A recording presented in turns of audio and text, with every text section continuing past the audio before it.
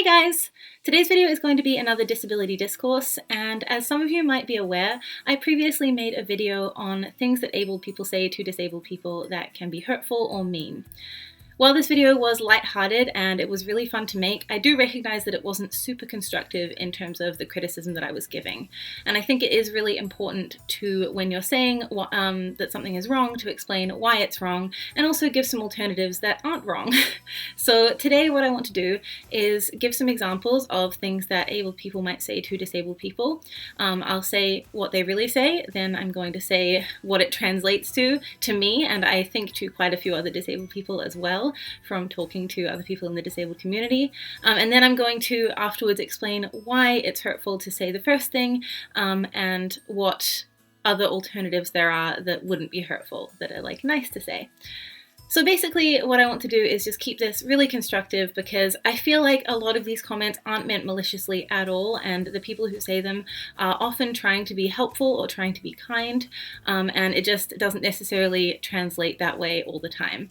So I want to explain why it doesn't translate that way and give some options for things that will translate that way. So let's get into it. You don't look sick. I don't believe you're sick. So the whole "you don't look sick" thing, I can completely see how people might read that as being a compliment. There are two reasons that it's not a compliment, and the first is to do with my last video, which is about being accused of faking your illness.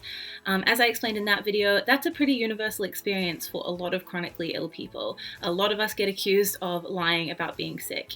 And so hearing someone say, "you don't look sick," even when it's meant in a nice way, can kind of translate to, "I don't think that you are sick." And I know that that's not the intention most of the time, and that's completely fine, but it can feel that way sometimes.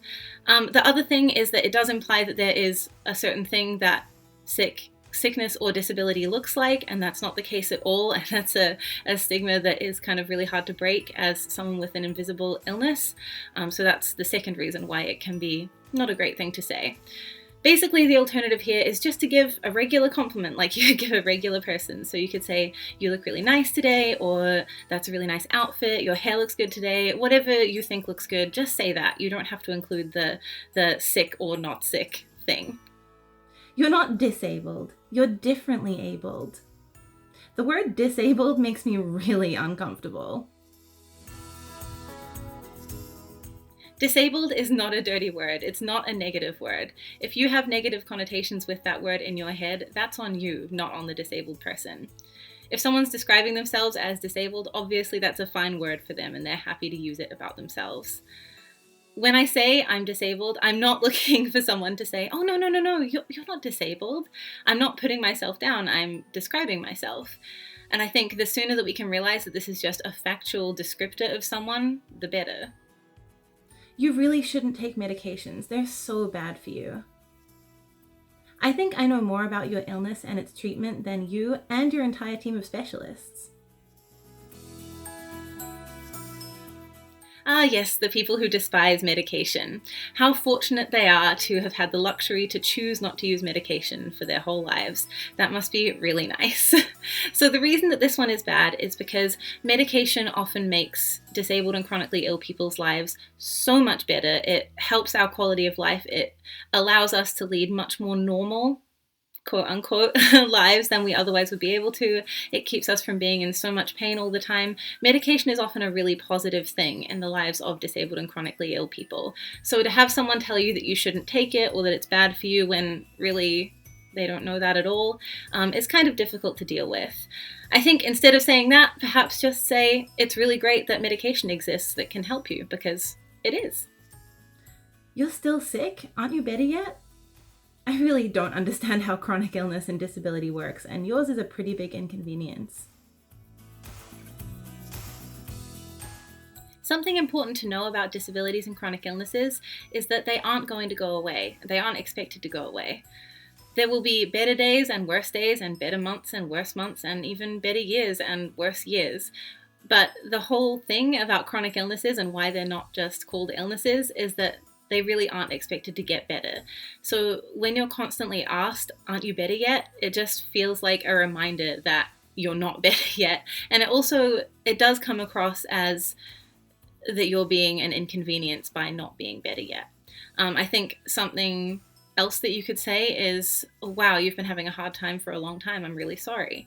Or just anything that doesn't imply that we should be better yet. I don't even think of you as disabled. I think I'm giving you a compliment right now, but really what I'm telling you is that your disability makes me uncomfortable and I prefer not to think about it. There's a couple of reasons that this one isn't great.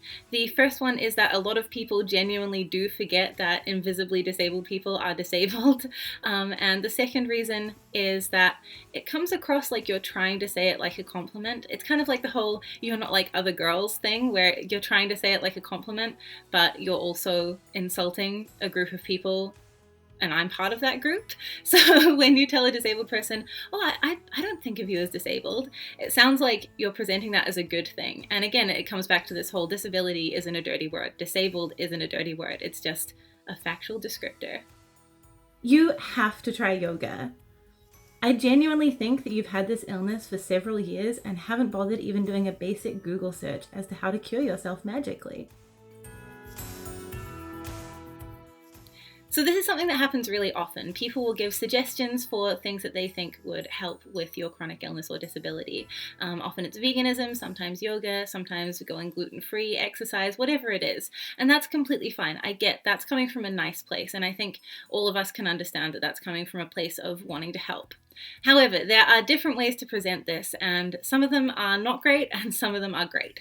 So the not great way, which I just explained here, is saying you need to try something, or that this thing will cure your illness. So there's no cure for chronic illnesses. That's why they're chronic illnesses. There's currently no medicinal or alternative cure for them. Otherwise it would be in regular rotation as a treatment for that illness. And it's not. So there's no cure first off the bat. Nothing will cure it. Let's just get that out of the way. However, things can help, and it's great to be able to suggest those things. I think the way to do it is to maybe ask, have you tried this thing? I heard that sometimes it can help, in a more gentle way than perhaps saying, oh, this thing will cure you, or you need to try this thing. I think it's just the way that you present it. I feel like we often get bombarded with so much false information from people who think that they know our illness is better than us, that it's very easy to get defensive when people come to us with information like this. So just ask if we've tried it, ask if it worked for us, that kind of thing, rather than presenting it as this "you must do this will cure you" thing. I hope that makes sense. I feel like this one's more of a gray area because there are definitely good ways to present ideas like this, and I hope that I'm being clear in the difference between the good ways and the bad ways. I would kill myself if I had what you have. I don't think your life's worth living. So this is something that has been said to me multiple times and has also been said to most of the disabled and chronically ill people that I know. And this is one of the ones that I have a hard time understanding, because I just don't see how you could ever think that that was a good thing to say. I do understand where it's coming from, where it's like, oh, I think you're really strong, like you're much stronger than I am, that kind of thing. But just the phrasing of it is not great. So saying that you would kill yourself if you were like another person is just not a good thing to say. Just cut that out of the vocab. Other things that you can say here are like, you're really strong, or you always do so well, or I'm so impressed by how you handle your disability. Just things like that. You really don't need to bring the whole suicide thing into it. What's wrong with you? You're not normal, and I need to know why. This next one's kind of tricky because I do get that burning curiosity to know what's going on with someone, but unless there's a medical reason that you need to know this information, I don't think it's ever appropriate to ask someone what's wrong with them. If they want to disclose their information with you, they will, just like anything else in someone's life. If they want to tell you, they will. Otherwise, just let it be. Let them have information to themselves. If and when they want to talk to you about it, I'm sure they will. Okay guys, so that is it for this video. I really hope that it's been helpful in terms of understanding why some of the things that get said to disabled people can be hurtful and what other things you might be able to say instead of them. If you have any thoughts or feelings about this, or any questions about other things that get said to disabled people, or things that get said to you as a disabled person that I didn't mention here, feel free to talk about them in the comments below. I always love hearing from you guys. Thank you so much for watching, and I will catch you in the next one. Peace. The only real disability is a negative attitude. I don't think your disability is real, and I think you have a negative attitude.